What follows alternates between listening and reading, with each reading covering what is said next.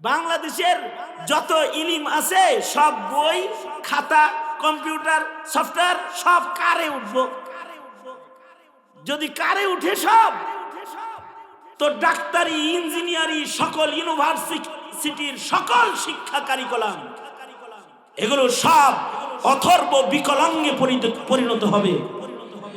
কিন্তু একটি মাত্র ইলম নৌকার থেকে আবার নেই গাছতলায় পড়ানো শুরু হবে। হাফেজ কোরআন পড়তে থাকবে আর পড়াইতে থাকবে, শেখুল হাদিস হাদিস বলতে থাকবে আর লিখতে থাকবে, মুফতি সাহেব মাসাইল আলোচনা করতে থাকবে আর ছাত্ররা শিখতে থাকবে। দুনিয়ার কোনো সামানের কোনো জরুরত হবে। আমাদের নবীজি বলেন, قال رسول الله صلى الله عليه وسلم أوتيت علم الأولين والآخرين। নবীজি বলেন, আমাকে আল্লাহ তাআলা আউয়ালিন এবং আখিরিনের সব ইলম দান করেছেন। বাবা আদম থেকে শুরু করে আমাদের নবী পর্যন্ত সব নবীরে যে ইলম দিছে সব আমাদের নবীজিকে একাই দিছে। এবং কিয়ামত পর্যন্ত মানুষ যত ইলম পাবে এগুলো আমাদের নবীজিকে আল্লাহ তাআলা দান করেছেন। সৃষ্টির শুরু থেকে একেবারে জান্নাত আখিরাত পর্যন্ত যত ইলম আছে সব ইলম আল্লাহ তাআলা আমাদের নবী আলাইহিস সালাতু ওয়াস সালামকে দান করেছেন। নবী এই সব ইলম নিয়ে শিক্ষক হয়ে পৃথিবীতে আগমন করেছেন। বরিস্তু মুআল্লিমান, নবীজি জাতিকে শিক্ষা দিয়েছেন এবং অন্ধকার থেকে জাতিকে আলোর পথ দেখাইছেন। নবীজি চলে গেছেন তো ইলমে দ্বীন যেটা, এটা আল্লাহর রাসূল এই মিল্লাতকে দিয়ে গেছেন। ইলমে দ্বীন নবীর পক্ষ থেকে নবী আলাইহিস সালাতু ওয়াস সালাম নবীজির ছাত্রদের কাছে, সাহাবায়ে কেরামের কাছে দিয়ে গেছেন। আর সাহাবীদের বলছেন, এগুলো সব পৌঁছায় দাও, একটা আয়াত হলেও পৌঁছায় দাও, একটা হাদিস হলেও পৌঁছায় দাও, বাল্লিগু আন্নী ওয়ালাউ আয়া। নবী আলাইহিস সালাতু ওয়াস সালাম ইলম দিয়ে গেছেন, ইলমটা হলো আলো। আল্লাহর রাসূল বলেন, قال رسول الله صلى الله عليه وسلم قال رسول الله صلى الله عليه وسلم تركت فيكم أمرين لن تضلوا ما تمسكتم بهما كتاب الله وسنة رسوله। আল্লাহর রাসূল বলেন, দুই জিনিস আমি দিয়ে গেলাম, কোরআন দিয়ে গেলাম, হাদিস দিয়ে গেলাম। এই দুই জিনিসের আলোয় যদি তোমরা চলো ভ্রষ্ট হবে না, গুমরাহ হবে না। আর যদি এই দুই জিনিসকে ছেড়ে দাও তবে কিন্তু তোমরা পথভ্রষ্ট হয়ে যাবা, গুমরাহির ভেতরে পড়ে যাবা। নবীজির ওই ইলম যেটা, ইলমে দ্বীন যেটা নবীজি দিয়ে গিয়েছিলেন, সেটা ১৫০০ বছর আগে যেমন দিছিলেন এখনো তেমনই আছে। এর কোনো একটি অক্ষর আয়াত হারায়া যায় না। জাগতিক জ্ঞান পৃথিবীতে আছে, যা স্কুল কলেজ ইউনিভার্সিটিতে পড়ানো হয়। আর ইলমে দ্বীন উলামাদের কাছে আছে। উলামারা নবীর ইলমের নায়েব, ইন্নামাল উলামা ওয়ারাসাতুল আমবিয়া, নবীদের ওয়ারিস, তাদের কাছে আছে। জাগতিক জ্ঞান আর ইলমে দ্বীন দুইটা এক নয়। জাগতিক জ্ঞান এর স্থায়িত্ব নাই, জাগতিক জ্ঞানের পিছনে গেলে পড়ে। এখন যে ইলম, এখন যে শিক্ষা স্কুল কলেজে আছে, ৩০ বছর আগের সিলেবাস যদি দেখি ওইটা ছিল না, নতুন কিছু আসছে। ৬০ বছর আগের সিলেবাস হারায় গেছে। এখনকার যা শিক্ষা এগুলো ৬০ বছর আগের সিলেবাসে ছিল না। দিন যায় আর পরিবর্তন হয়, নতুন নতুন ভূত পেতনি জাগতিক জ্ঞানের ঘাড়ে সওয়ার হয়। এটা বছরে বছরে নীতিমালা চেঞ্জ হয় আর নতুন নতুন বিষয়ে আগমন করে। এটার পরিবর্তন হয়, স্থায়ী শিক্ষা নয়। নতুন নতুন আবহাওয়া এই জ্ঞানের উপর দিয়ে বয়ে যায়। কিন্তু ইলমে দ্বীন যেটা, এটা মানুষের ইচ্ছায় এটার পরিবর্তন হয় না।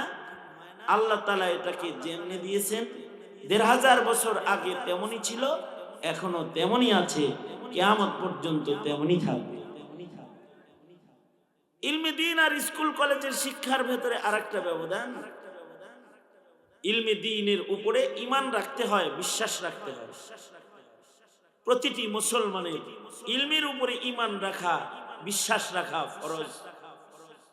কেউ যদি ইলমে দ্বীনের উপরে বিশ্বাস না রেখে ইলমে দ্বীনকে কেউ যদি বৃদ্ধাঙ্গুলি দেখায়, তাহলে সে বেঈমান হয়ে যায়, তার ঈমান নষ্ট হয়ে যায়।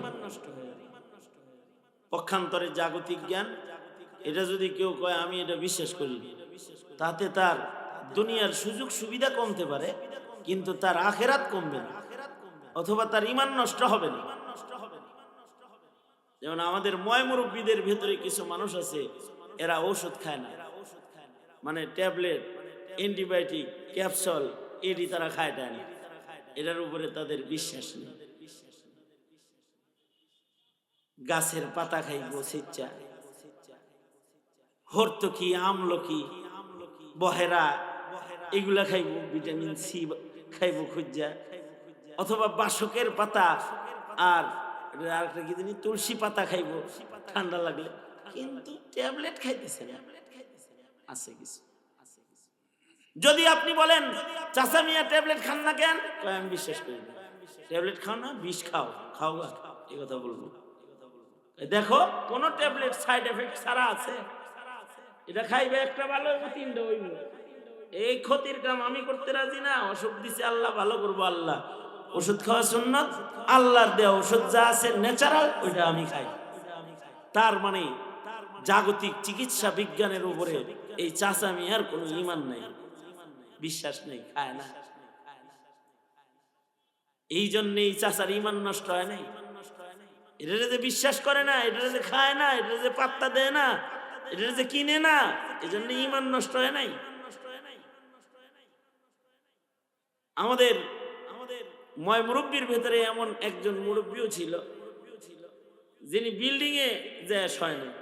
ওনার একটা থাকার ঘর ছিল, ঝুপড়ি ঘর, টিনের ঘর, এর ভিতরেই জীবন কাটাইছে, এর ভিতরেই মারা গেছে। ওনার ছেলেরা 3 তলা বিল্ডিং করছে, বহুত চেষ্টা করছে বাপের এক রাত ঘুম পাড়াইতে, শয় না। জিগাইছে কি হইছে, কত সুন্দর খাট, এসি সারা রুম, 3 তলা বিল্ডিং, হ্যাঁ এনে ঘুমায় থাই। আর রাত্রিবেলা এই 3 তলা ভাঙ্গা আমার মাথার উপরে পড়ো, এরপরে আমি মরি। এরম জায়গায় আমি থাকতেছি না, এত বোকা আমি না। অথচ এই বিল্ডিং এর 100 বছরের গ্যারান্টি, ইঞ্জিনিয়ার এর 200 বছরের গ্যারান্টি দিয়ে দিবে যে এটা ভাঙবে না। রাখো তোমার ইঞ্জিনিয়ারিং জ্ঞান, এই রড সিমেন্ট আর ইট বালির দিয়ে এটা বানাইছো, মাথার উপরে পাথর ছুঁয়ে দিছো, এইটার নিচে আমি শুইতে রাজি না। এই কারণে এই চাচার ঈমান নষ্ট হয় নাই। ঘরের ভিতরে যে মারা গেছে ঝুপড়ি করে, তাতে ঈমান নষ্ট হয় নাই। এক অ্যাডভোকেট সাহেব আসতেছে, এক মুরব্বি কয় আউযুবিল্লাহি মিনাশ শাইতানির রাজিম, নাউযুবিল্লাহি মিন যালিক, এগুলো কওয়া শুরু করছে। একজন জিজ্ঞেসে, এরকম একটা শিক্ষিত লোক আইতেছে, আর আপনি আউযুবিল্লাহ নাউযুবিল্লাহ এটি কি করেন? এটি কয় কমু না, এ চিনো হেরে, হে হলো অ্যাডভোকেট, উকিল সাহেব। আর আমি দুনিয়ার বহুত উকিল রেছিনি, এর মতো বিজর্ম উকিল আর নাই। মানে নিজেই নকল করতেছি। কিন্তু কেন চাচা কি হয়েছে? কয় এ বাচ্চা বাচ্চা যত মিথ্যা মামলা আছে সব লয়, আর যুক্তি তর্ক দিয়া নির্দোষরে দোষী বানায়, দোষীরে নির্দোষ বানায় ছাইরা দিয়া লাখ লাখ টাকা কামায়। বহুত প্রমাণ আমার কাছে আছে। তাহলে কি আপনার এই শিক্ষার উপরে কোনো আস্থা নাই? কয় ঘোড়ার ডিমের শিক্ষার দরকার নেই। কেন বিচার হইব কেমনে? কয় কোরআন দিয়ে হইব, চুরি করলে হাত কাটা যাইব, আর জেনা করলে সঙ্গে সার হইব, আর মদ খাইলে দুর্রা মারবো, দুইটা নামাজ না বললে জেলখানায় পাঠায় দিবে। এই যুক্তি দিয়া নির্দোষে জেলখানায় পচানোরও দরকার নাই, আর দোষীকে মুক্ত আকাশে ছেড়ে দেওয়ারও দরকার নাই। এটা ওনার, এটা আমি কিন্তু ওনার বক্তব্য কইতেছি, আমার বক্তব্য না। তো উনি এই উকালতি মুকালতি এই শিক্ষার উপরে ওনার কি নাই? ঈমান নাই, বিশ্বাস নেই। এই কারণে কিন্তু এই উকিল সাহেব বেঈমান হয় নাই। ওনার ওকালতি যে বিশ্বাস করে না, এই বুড়া চাচা বেঈমান হয় নাই, তার ঈমান নষ্ট হয় না। কিন্তু ইলমে দ্বীন, নবীর দেয়া শিক্ষা যেটা, এটা এমন একটা শিক্ষা, এইটার উপরে কেউ যদি বিশ্বাস না করে, এর একটা অক্ষর নুক্তা এর উপরে অবিশ্বাস করার কোনো ফাঁক নাই। এটা নির্ভুল, লা রাইবা ফির সনদ, এর ভিতরে ভুল নাই। এ কারণে আমাদের বাচ্চারা যখন মক্তবে যায়, আমাদের বাচ্চাদেরকে শিখানো হয় আমানতু বিল্লাহি ওয়া মালাইকাতিহি ওয়া কুতুবিহি ওয়া রুসুলিহি ওয়াল ইয়াউমিল আখির ওয়াল কদরি খাইরিহি ওয়া শাররিহি মিনাল্লাহ ওয়াল কদরি খাইরিহি ওয়া শাররিহি মিনাল্লাহি তাআলা ওয়াল বাসি বাদাল মাউত। একটা শিশু বাচ্চাকে আল্লাহর বিশ্বাস যেমন শিখানো হয়, ইলমের বিশ্বাস, কোরআনের বিশ্বাস ওইরকম শিখানো হয়। নবীর বিশ্বাস, হাদিসের বিশ্বাস তাকে শিক্ষা দেওয়া হয়। কারণ কোরআন হাদিস এমন গুরুত্বপূর্ণ ইলমের নাম, কেউ যদি মুনকিরে কোরআন হয় তাও বেঈমান হয়, কেউ যদি মুনকিরে হাদিস হয় তাতেও তার ঈমান নষ্ট হয়ে যায়। আল্লাহর উপরে যেমন আস্থা বিশ্বাস রাখতে হয়, ঈমান রাখতে হয়, আল্লাহ পাকের ইলমের উপরেও ওইরকম ঈমান রাখতে হয়। এই ইলমে দ্বীনের উপরে কারোর যদি বিশ্বাস না হয়, তাহলে সে বেঈমানের কাতারে পড়ে যায়।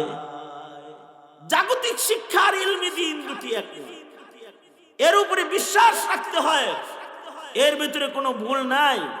কোরআন হাদিস আমলের উপযুক্ত, বিশ্বাসের সাথে এর উপরে আমল করে আল্লাহ পর্যন্ত পৌঁছতে হয়। কোরআন হাদিসের শিক্ষা যেটা আছে, এটা আসবাব দিয়ে হেফাজত লাগবে না, আসবাব দুনিয়ার দ্বারায় কোরআন হাদিসের হেফাজত লাগবে না। এটার হেফাজতকারী স্বয়ং আল্লাহ, কিয়ামত পর্যন্ত এটার হেফাজত আল্লাহই করবে। আজকে যদি আল্লাহ না করুক, আল্লাহ না করুক, নূহ নবীর প্লাবনের পুনরাবৃত্তি যদি আবার ঘটে, কথার কথা, তাহলে বাংলাদেশের যত ইলম আছে সব বই খাতা কম্পিউটার সফটওয়্যার সব কারে উঠবো। যদি কারে উঠে সব, তো ডাক্তারি, ইঞ্জিনিয়ারি, সকল ইউনিভার্সিটির সকল শিক্ষা কারিকুলাম এগুলো সব অথর্ব বিকলাঙ্গে পরিণত হবে। কিন্তু একটি মাত্র ইলম নৌকার থেকে আবার নাই গাছতলায় পড়ানো শুরু হবে, হাফেজ কোরআন পড়তে থাকবে আর পড়াইতে থাকবে, শেখুল হাদিস হাদিস বলতে থাকবে আর লিখতে থাকবে, মুফতি সাহেব মাসাইল আলোচনা করতে থাকবে আর ছাত্ররা শিখতে থাকবে। দুনিয়ার কোনো সামানের কোনো জরুরত হবে, তার নাম হলো ইলমে দ্বীন। এ কারণে ইলমে দ্বীন আল্লাহ তাআলা যুগে যুগে জাতির সিনার ভেতরে সংরক্ষণ করেছেন, কলবের ভেতরে সংরক্ষণ করেছেন, এবং কিয়ামত পর্যন্ত এটা কলবের ভেতরে সংরক্ষণ হবে। কাগজের আমদানি যখন ছিল না, কলমের আবিষ্কার যখন হয় নাই, তখনও ইলম যেমন ছিল, এই কম্পিউটারের যুগেও তেমনই আছে, কিয়ামতের পূর্ব পর্যন্ত এরকমই থাকবে। একটা সময় ছিল নবী পাকের সময়, যখন কোনো কিছু লেখা হয় নাই, কোরআনও লেখা হয় নাই, হাদিসও লেখা হয় নাই। কোরআনে কারীম সাহাবায়ে কেরামের মুখস্থ ছিল, হাদিসও সাহাবায়ে কেরামের মুখস্থ ছিল, কলবের ভিতরেই আটকানো ছিল। হযরত আবু হুরায়রা রাদিয়াল্লাহু আনহু হাদিস বর্ণনা করতেন, ইবনে ওমর বর্ণনা করতেন, ইবনে মাসউদ, ইবনে আব্বাস, আবু বকর, ওমর রিজওয়ানুল্লাহি আলাইহিম আজমাইন, ওনারা বর্ণনা করতেন। নবীজির শত শত আলেম সাহাবী যাদের সিনার ভেতরে ইলম আল্লাহ তাআলা সংরক্ষণ করছেন, ওনারা বর্ণনা করতেন আর জাতি এটার উপরে আমল করতেন। লিখিত ছিল না। হযরত উসমান গনি রাদিয়াল্লাহু আনহু প্রথম কোরআনে কারীমের মাসহাফ লিখলেন। লিখিত কোরআন মাজিদ সর্বপ্রথম হযরত উসমান লিখলেন। নবী আলাইহিস সালাম যেভাবে আয়াতের তরতিব দিয়ে গিয়েছিলেন, প্রতিটা সূরার আয়াতের তরতিব হযরত উসমান ঠিক সেইভাবে দিলেন। নবীজি যেইভাবে সূরার তরতিব দিয়ে গিয়েছিলেন, হযরত উসমান সেইভাবে সূরাগুলোকে সুসজ্জিত করে কোরআনে কারীমের একটা কপি রেডি করলেন। এত মাত্র একটা কপি রেডি রয়েছে, কিন্তু সাহাবায়ে কেরামের শত শত সাহাবীর সিনায় তখনও কোরআনের শত শত কপি সংরক্ষণ হয়ে গেছে। মহিলাদের ভিতরে হাফিজুল কোরআন হয়ে গেছে এই লিখিত কোরআন আসার আগেই। সাহাবায়ে কেরামের কাছ থেকে তাবেঈনরা মুখস্থ করেছে, সাহাবীরা হাদিস বর্ণনা করেছে, তাবেঈরা তাদের কলবের ভিতরে ইলমে দ্বীনকে সংরক্ষণ করেছে। লক্ষ লক্ষ হাদিস, লক্ষ লক্ষ হাদিস সাহাবীরা মুখস্থ করেছে। তাবেঈরা সাহাবীদের কাছ থেকে লাখ লাখ হাদিস মুখস্থ করেছেন। এক একজন সাহাবী, এক একজন তাবেঈ নবীজির সব হাদিস মুখস্থ করে ফেলেছেন এমন ছিলেন। দুই তিনজন সাহাবীর সিনার ভিতরে নবীর সব হাদিস হিফজ ছিল।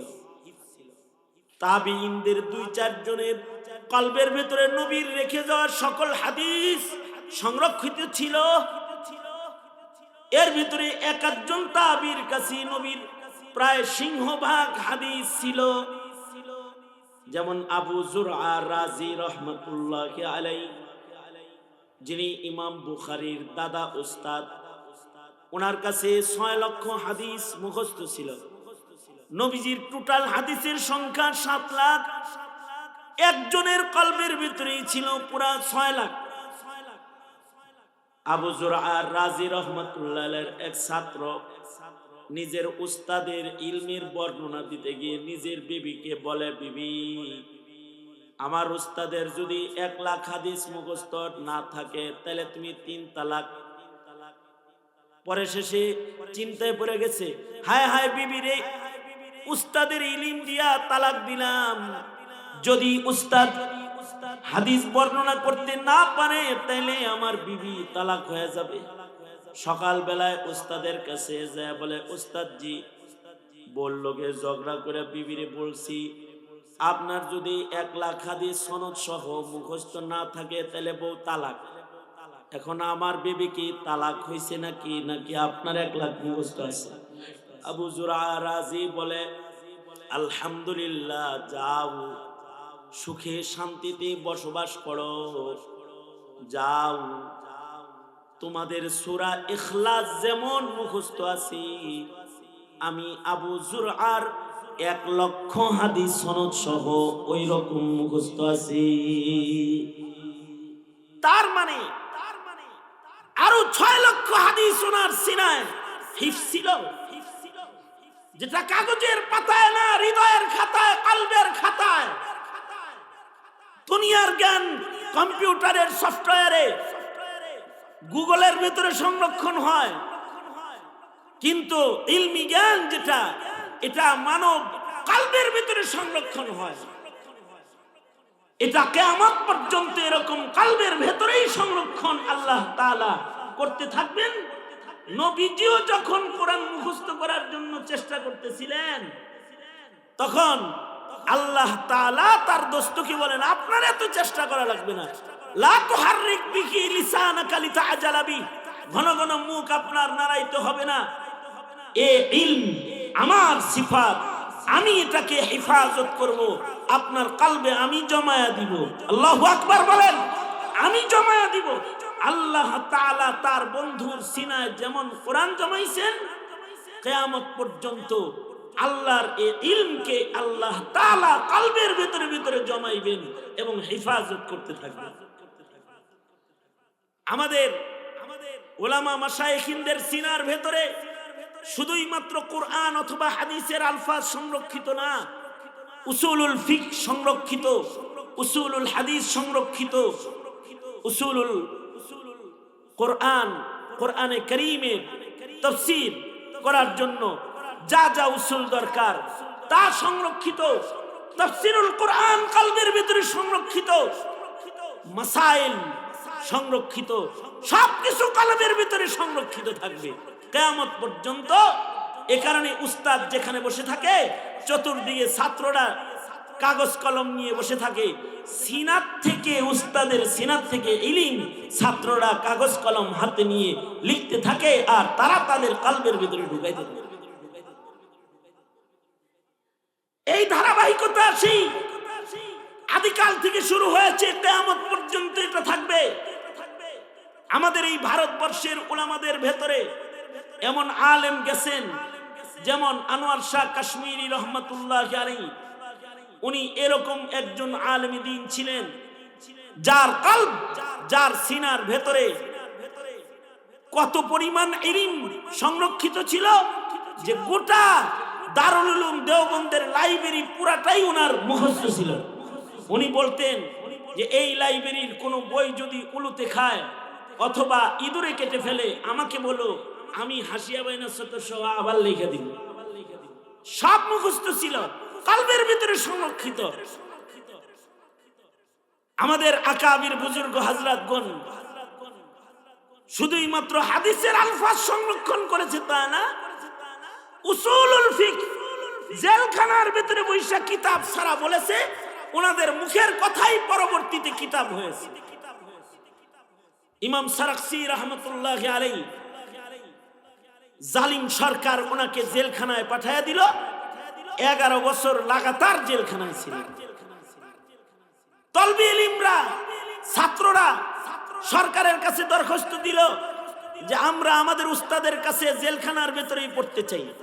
আগের যুগের জেল 45 ফিট কূপের ভেতরে ইমাম সারাকসিকে কুয়ার ভিতরে ফেলে রেখেছিল, আর কুয়ার উপর দিয়া লোহার জালি ছিল। ইমাম সারাকসি উনি কূপের ভেতর থেকে, ছাত্ররা কুয়ার উপরে বসে রয়েছে, উনি বসে বসে তাকরীর করতেছেন আর ছাত্ররা উপরে বসে বসে কাগজ কলমে উস্তাদের তাকরীর লিখতেছেন। 11 বছরে মাবসুতের 11 খণ্ড উসুলুল ফিকহের তাকরীর উনি কুয়ার ভিতর থেকে করছেন আর উপর থেকে ছাত্ররা ওইটা লিখছেন। একজন মানুষ। আমাদের আকাবিরদের ভেতরে শামসুদ্দিন জাহাবি রহমাতুল্লাহ আলাইহি এত বড় আলেম ছিলেন। আমাদের বুজুর্গরা বলেন শামসুদ্দিন জাহাবিকে যদি আকাশে বসায় দিয়ে বলা হয় যে নবীজির দেয়া সব ইলম জাতিরে তুমি একা বিতরণ করো, তো উনি হাইয়াতুল ওয়াদি, ইলমের রাজ্যের এক আজদাহা, উনি একাই উনি নবীজির সব হাদিস বয়ান করে দেওয়ার জন্য, নবীজির সব ইলম জাতিকে একাই বলার জন্য উনি একাই যথেষ্ট ছিলেন। সিনার ভিতরে ইলমে দ্বীনের হিফাজত, এটা একমাত্র ইলমে দ্বীনের হিফাজতই মানুষের সিনায় হয়। কলবকে আল্লাহ তাআলা